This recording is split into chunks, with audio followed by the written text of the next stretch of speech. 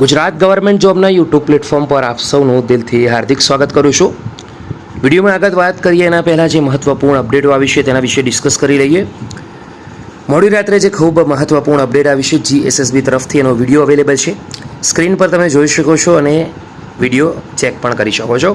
DYSO મામલતદાર બાબત અચાનક ખૂબ જ મહત્ત્વપૂર્ણ લેવાયો છે નિર્ણય. જે મિત્રો ભરતીના ફોર્મ ભર્યા છે તે ખાસ એકવાર જોઈ લે.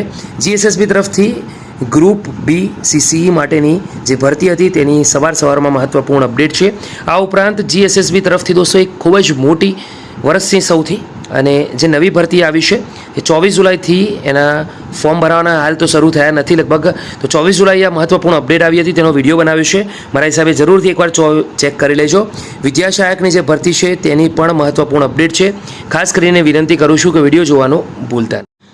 દોસ્તો GPRB એટલે કે ગુજરાત પોલીસ રિક્રુટમેન્ટ બોર્ડ અને ઓફિશિયલ ટ્વિટર એકાઉન્ટના ઉપર નિઝુ ગોટરુ દ્વારા મહત્ત્વપૂર્ણ નોટિસ જાહેર કરવામાં આવી છે. એમ તો આ અપડેટ ગયા અઠવાડિયે આવી હતી અને એ અપડેટ પ્રમાણે આજના અંદર એન્ડ ઓફ ધ વીક અથવા તો નેક્સ્ટ વીકના અંદર જે મહત્ત્વપૂર્ણ નોટિસ આવવાની હતી એના બાબત વાત કરીશું.